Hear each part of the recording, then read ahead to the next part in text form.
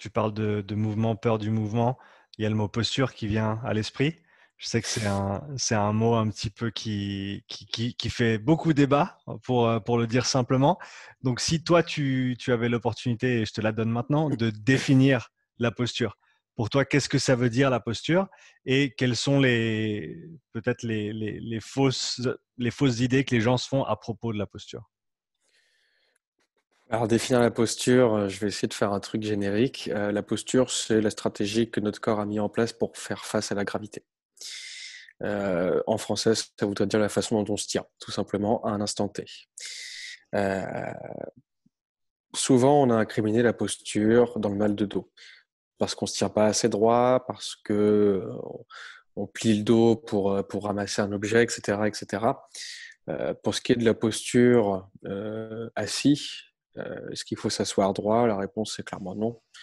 Euh, D'ailleurs, je mets quiconque qui en doute, je mets quiconque au défi d'essayer de se tenir droit toute une journée. Vous n'y arriverez pas.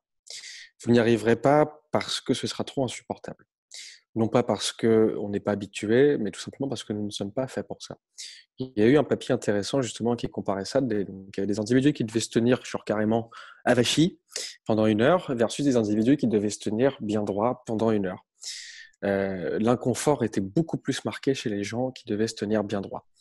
Après toutes les études prospectives qu'on a pu faire sur le sujet, on a remarqué que non, non, il n'y a aucun lien entre la posture et la douleur, ni même entre le temps passé assis et la douleur au dos. Donc, pas de problème par rapport à ça.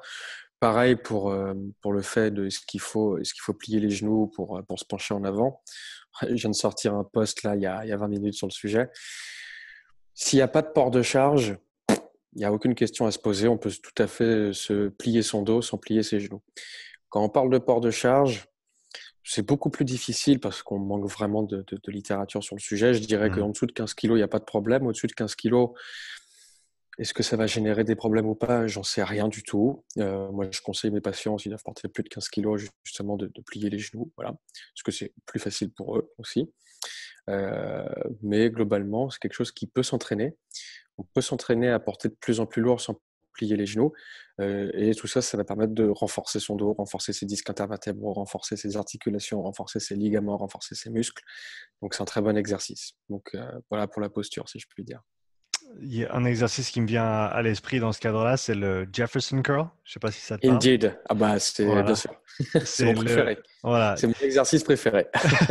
Donc, pour donner un exemple concret, est-ce que tu peux parler de cet exercice? Quels sont les effets? Et encore une fois, il y a beaucoup de débats là autour aussi, avec des gens qui disent, ben, c'est comme ça qu'on va rendre notre dos et notre colonne, etc., très, très solide et résiliente, alors que d'autres disent, ah ben non, ça va créer des dégénérations au niveau du disque. Alors, tu te positionnes comment par rapport à ça?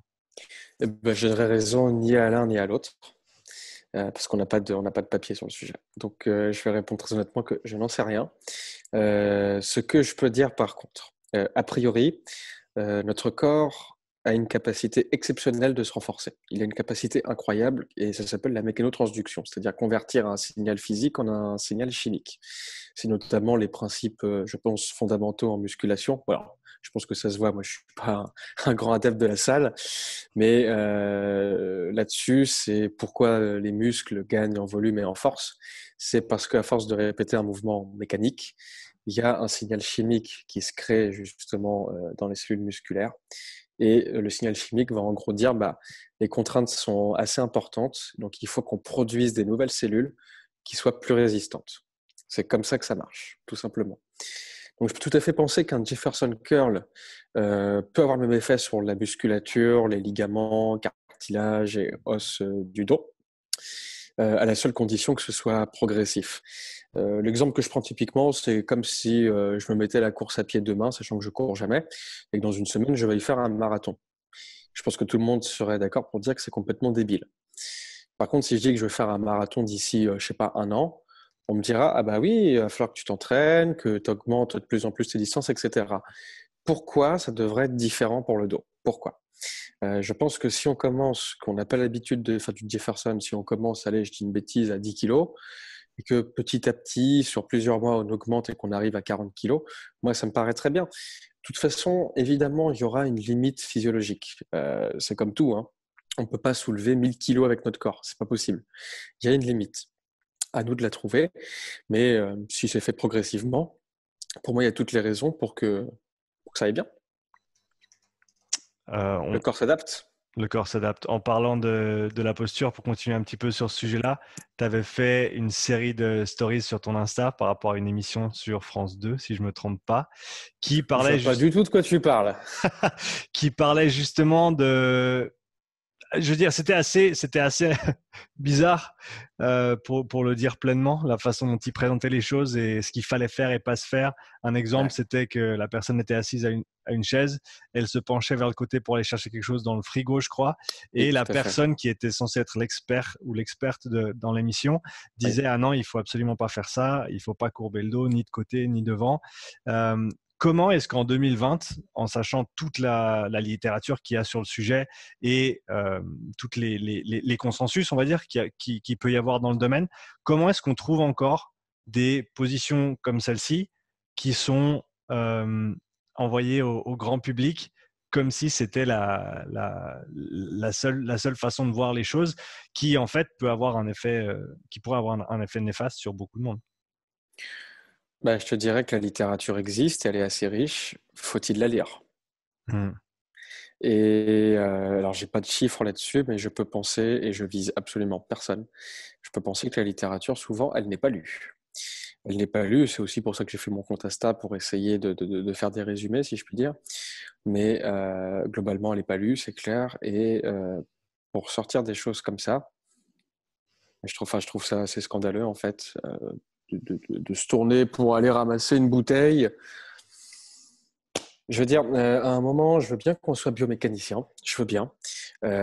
Si on raisonne en biomécanique, c'est-à-dire que mon bras, moi, je peux pas le soulever plus haut, donc je vais pas aller chercher plus loin derrière parce qu'il va se péter parce qu'il n'est pas prévu pour. Mais pourquoi je pourrais pas aller jusque-là, en fait? Je pense que du moment que le corps prévoit ça, prévoit ce genre de mouvement, Mhm. pourquoi ce serait nocif? Pourquoi ce serait nocif? Pour moi, c'est un non-sens de penser ça aujourd'hui. Euh, enfin, ça se fonde clairement pas sur de la littérature, ça se fonde pas sur un raisonnement un peu plus approfondi de ce qu'est la douleur et de ce qu'est une lombalgie. Enfin, ouais, ça fait partie des choses que je ne comprends pas. Je sais qu'il n'y a pas en général, le débat n'est pas possible par rapport à ces idées, parce que c'est des croyances qui sont tellement ancrées depuis longtemps Mhm. que rien à faire. Cette croyance par exemple, il ne faut pas plier le dos, elle date minimum de 1924. C'est-à-dire qu'en un siècle, on n'a pas encore tout à fait fini. Mais petit à petit, ça rentre. C'est comme on disait avant, le mal de dos, il fallait rester au lit. Maintenant, c'est quand même pas mal admis qu'il faut bouger. Il y a encore quelques réticences, mais voilà, là-dessus, il y a consensus, il n'y a pas de doute. Peut-être que pour la flexion lombaire, ça va peut-être arriver. Euh, mais voilà, c'est des choses que je ne comprends pas. C'est peut-être des choses qui sont encore enseignées, parce qu'encore une fois, la littérature, elle existe. Faut-il la lire? Donc, tu as parlé des soins fondés sur les croyances et non pas sur la science. Est-ce que tu peux parler des autres croyances populaires que tu retrouves régulièrement, que ce soit dans les gens avec qui tu parles, tes patients, etc., et que tu aimerais ou que tu vises à essayer de répondre peut-être à ces questions qui n'ont pas eu d'assez bonnes réponses jusqu'ici? Bah, écoute, c'est une question qui est pas trop dure pour moi parce que justement, j'ai écrit un livre avec une collègue ostéopathe sur ce sujet-là. Mhm. Ah, une qui revient beaucoup, ça va être par exemple